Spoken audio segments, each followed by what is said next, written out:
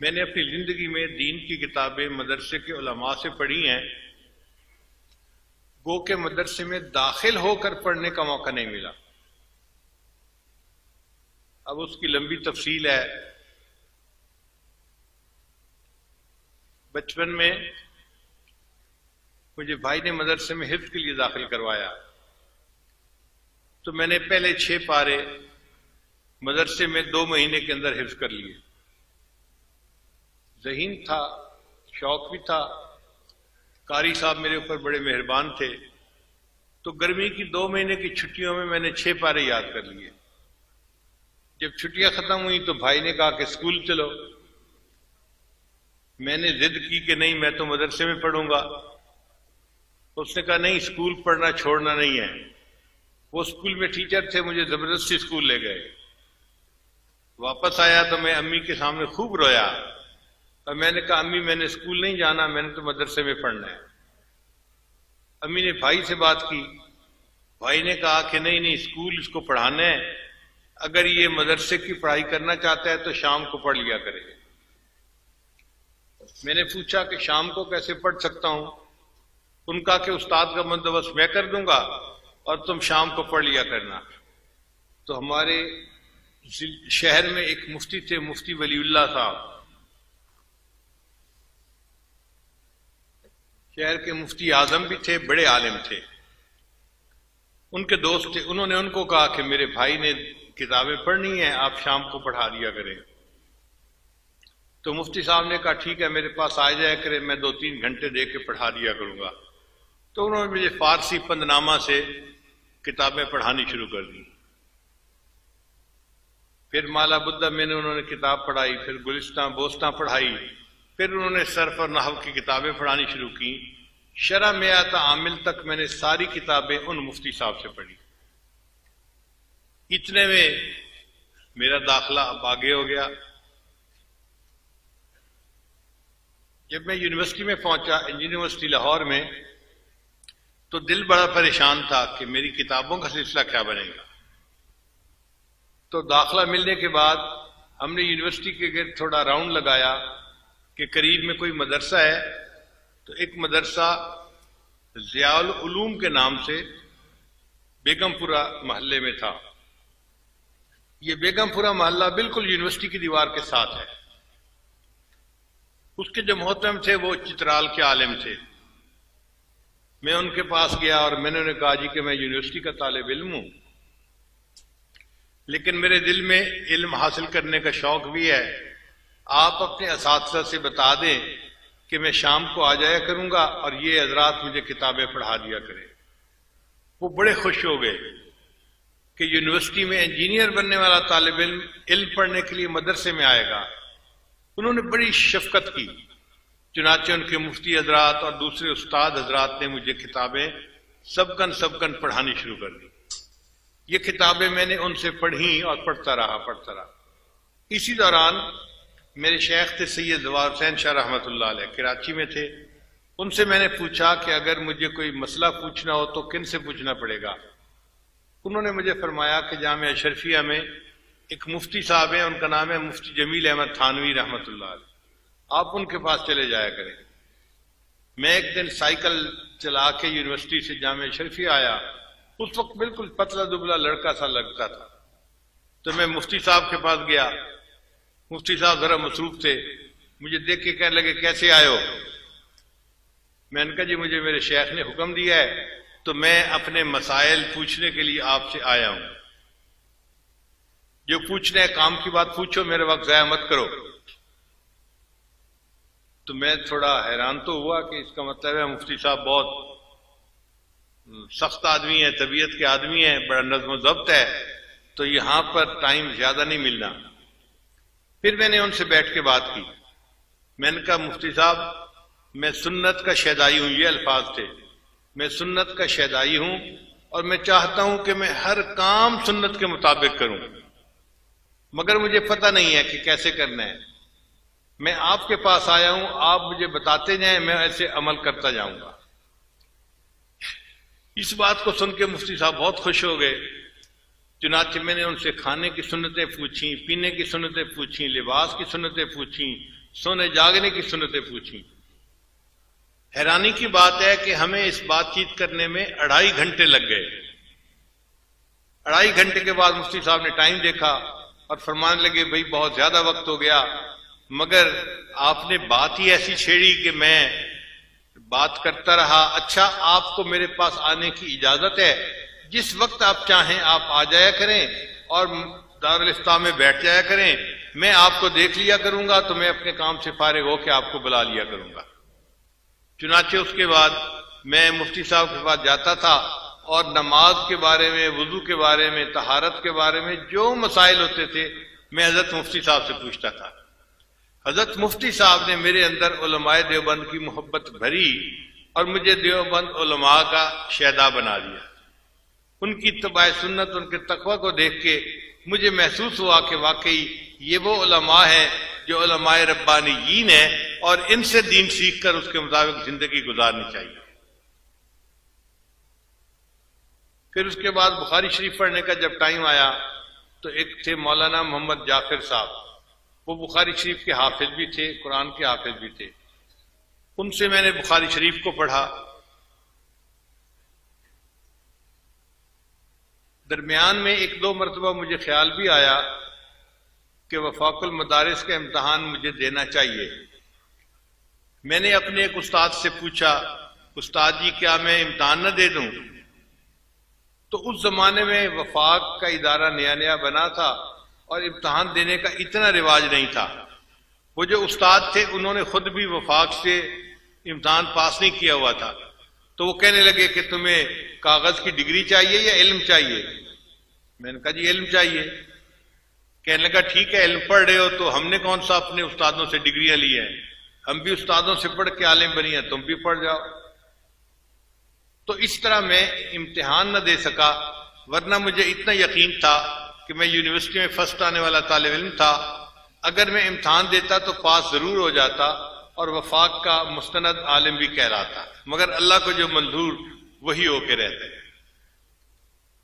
تاہم 2 ادارے ایسے ہیں کہ جنہوں نے مجھے عالم کی اعزازی ڈگری بھی جاری کی ہے، اس کو میں اپنے لیے سند سمجھتا ہوں اور اللہ کا احسان مانتا ہوں۔ ایک جہانیہ منڈی میں دارالعلوم ہے، جامع رحمانیہ اس کا نام ہے، وہاں کے محتمم ہر سال مجھے بخاری شریف کے افتتاح کے لیے یہ اختتامی حدیث پڑھانے کے لیے بلایا کرتے تھے۔ ایک دن وہ مجھے کہنے لگے کہ حضرت آج آپ نے جلدی نہیں جانا بلکہ رکنا ہے۔ میں نے پوچھا کیوں؟ کہنے لگے اس لیے کہ ہم نے طلباء کی دستار بندی کروانی ہے اور آپ کی بھی دستار بندی ہونی ہے۔ میں نے محتمم صاحب سے پوچھا حضرت میری دستار بندی کس خوشی میں ہونی ہے؟ کہنے لگے کہ آپ نے جو دین کی خدمت کی ہے نا، اور آپ کے رشیا کے سفر کے حالات ہم نے سنے ہیں، تو ہمارے شورا نے فیصلہ کیا کہ ہم آپ کو اپنے مدرسے کی طرف سے اعزازی ڈگری جاری کریں۔ میں نے کہا حضرت یہ ٹھیک کیسے ہوگا کہ آپ مجھے اعزازی ڈگری؟ انہوں نے ایک رجسٹر اٹھایا، کہنے لگے دیکھو یہ حاضر رجسٹر ہے، میں نے سال کے شروع میں آپ کا نام طلباء کی فہرست میں لکھ دیا تھا اور پورا سال آپ دین کا کام کرتے رہے، میں آپ کی حاضری لگاتا رہا اور آپ باقاعدہ اس سال کے طلباء کی فہرست میں آپ کا نام شامل ہے، اب ہم آپ کو ڈگری دے سکتے ہیں۔ چنانچہ انہوں نے بھرے مجمع میں امامہ پوشی بھی کروائی اور مدرسے کی طرف سے اعزازی ڈگری بھی جاری کر دی۔ پھر اس کے بعد دوسری ڈگری قاسم العلوم ملتان کے جو محتمم تھے انہوں نے عطا کی۔ انہوں نے بھی یہی الفاظ کہے کہ آپ کی دینی خدمات کو ہم نے دیکھا ہے اور اللہ نے بہت لوگوں کی زندگیوں کو بدلا ہے، اب ہم چاہتے ہیں کہ مدرسے کی طرف سے آپ کو اعزازی ڈگری دیں۔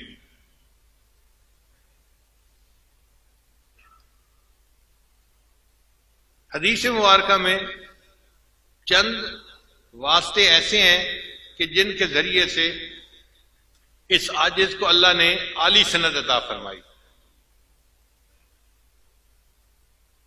اب بات چلی پڑی ہے تو میں ذرا تفصیل بھی بتا دوں۔ مجھے دیوبند جانے کا موقع اللہ نے عطا فرمایا تو حضرت مولانا سالم قاسمی رحمۃ اللہ علیہ جو قاری محمد طیب رحمۃ اللہ کے بیٹے تھے اور دارالعلوم دیوبند وقف کے محتمم تھے، انہوں نے اپنے گھر دعوت دی. ہم نے ان کے گھر میں کھانا کھایا تو مجھے کہنے لگے حضرت آپ میرے ساتھ آئیں. تو میں ان کے ساتھ اٹھ کے گیا. وہ مجھے ایک کمرے میں لے کر گئے اور ایک چارپائی کی طرف اشارہ کیا، حضرت اس کے اوپر بیٹھ جائے. میں بیٹھ گیا. پھر پوچھنے لگے حضرت آپ کو پتہ ہے میں نے اس چارپائی پہ آپ کو کیوں بٹھایا ہے؟ میں نے کہا جی مجھے تو نہیں پتا، میں ان پیروں میں سے نہیں ہوں جن کے گھوڑے اور بلیاں بھی علم غیب جانتے ہیں. تو ہنس پڑے. کہنے لگے اچھا میں آپ کو بتاتا ہوں کہ یہ چارپائی حضرت مولانا قاسم نانوتوی رحمۃ اللہ علیہ کی ہے اور یہ کمرہ بھی انہی کا ہے، اور میرا یہ دل چاہتا تھا اس کمرے میں اس چارپائی پر آپ کو بٹھا کر اجازت حدیث دوں. اب میری طرف سے آپ کو حدیث کی اجازت ہے. انہوں نے لکھی ہوئی سند بھی دے دی اور ان کی سند بھی کافی عالی تھی. اللہ نے مجھے یہ نعمت وہاں پر عطا فرما دی. دوسری حدیث کی عالی سند، اس کا بھی عجیب قصہ.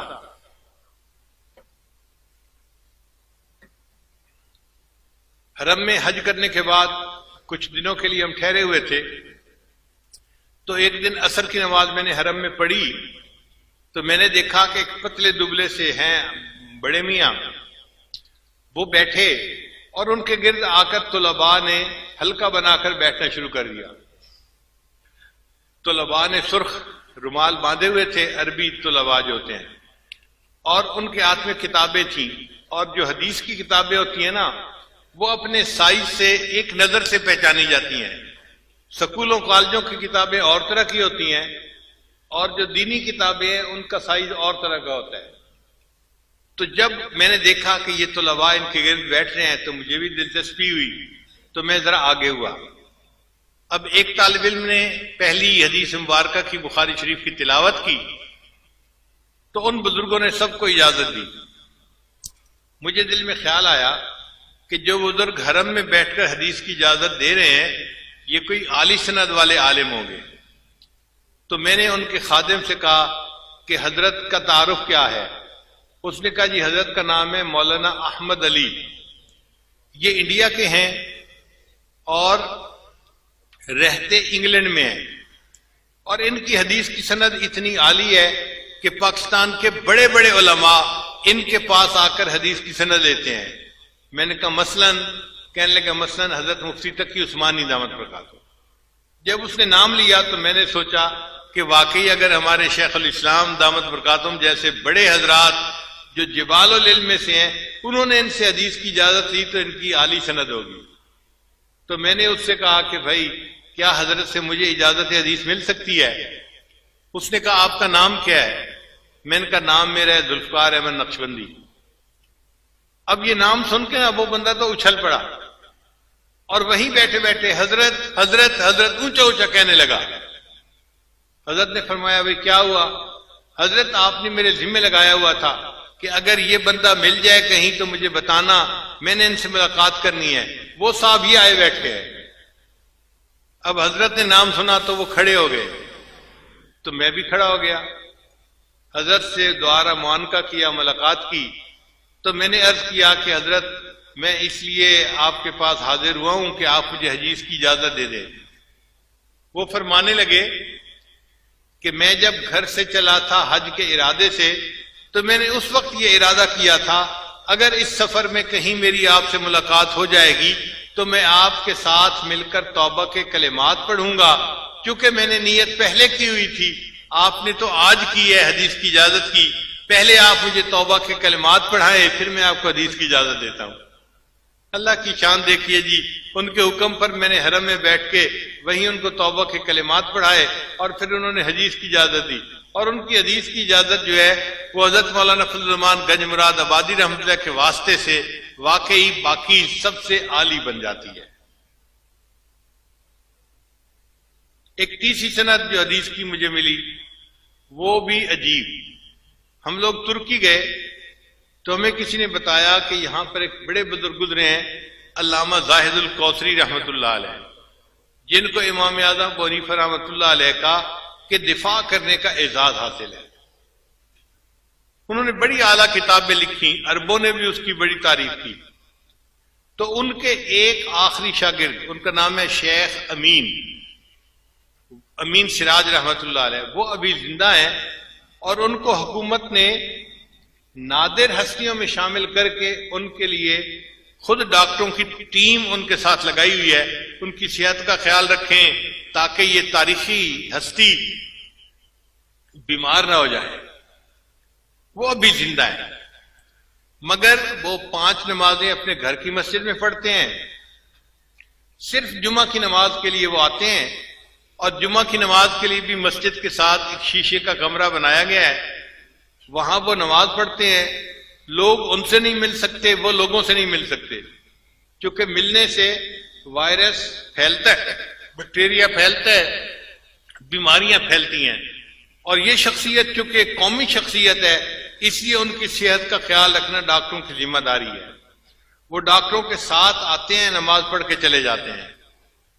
خیر، ہم نے اللہ سے بڑی دعا مانگی، 2 دن نفل پڑھتے رہے صلاۃ الحاجت کے، کہ یا اللہ ہمیں توفیق عطا فرما، ہم ان کی زیارت بھی کریں اور ان سے اجازت حدیث بھی لے لیں۔ مجھے ایک عالم نے بتایا، وہ جلدی حدیث کی اجازت نہیں دیتے، وہ کہتے ہیں کہ 10-15 دن میرے ساتھ رہو اور درس میں بیٹھو، پھر حدیث کی اجازت دوں گا۔ اب ہم پریشان کہ ہمارا تو سفر تھا 1-2 دن کے بعد، تو ہم 10-15 دن تو نہیں رہ سکتے، اگر انہوں نے یہ شرط لگا دی تو مشکل ہو جائے گی۔ بہرحال دعائیں مانگتے رہے، اللہ کی شان کہ وہ جمعہ کے لیے مسجد میں تشریف لائے۔ ان کا ایک خادم تھا، وہ کمرے سے باہر نکلا تو میں نے اس سے بات کی، میں نے کہا کہ بھائی میں اس طرح پاکستان سے آیا ہوں اور یہ میرا نام ہے، اور آپ حضرت کو میرے سلام بھی دیں اور عرض کریں کہ اگر حدیث کی اجازت دے دیں تو ان کا میرے اوپر بڑا احسان ہوگا۔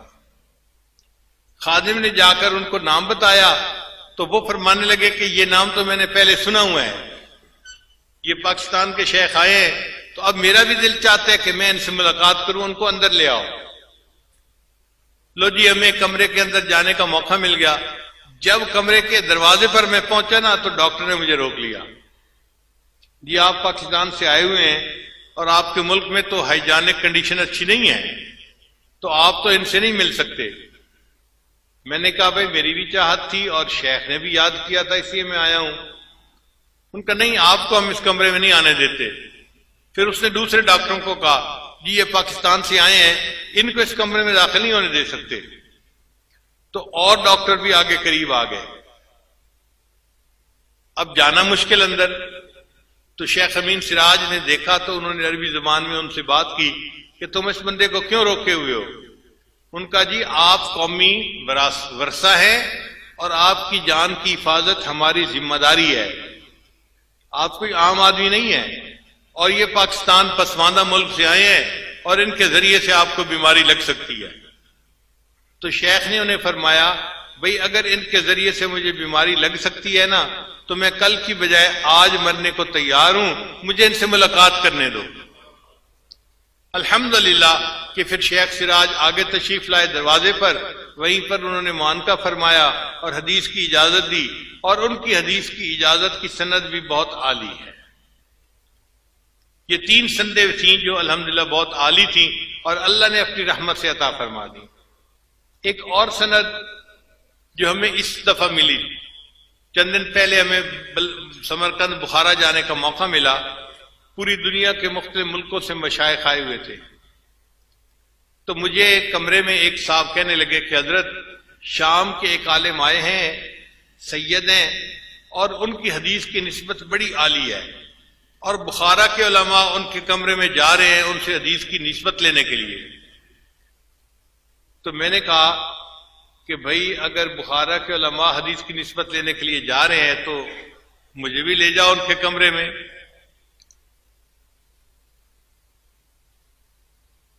کہنے لگے جی کیسے؟ میں نے کہا ویل چیئر لے آؤ، میں چلتا ہوں ان کے کمرے میں۔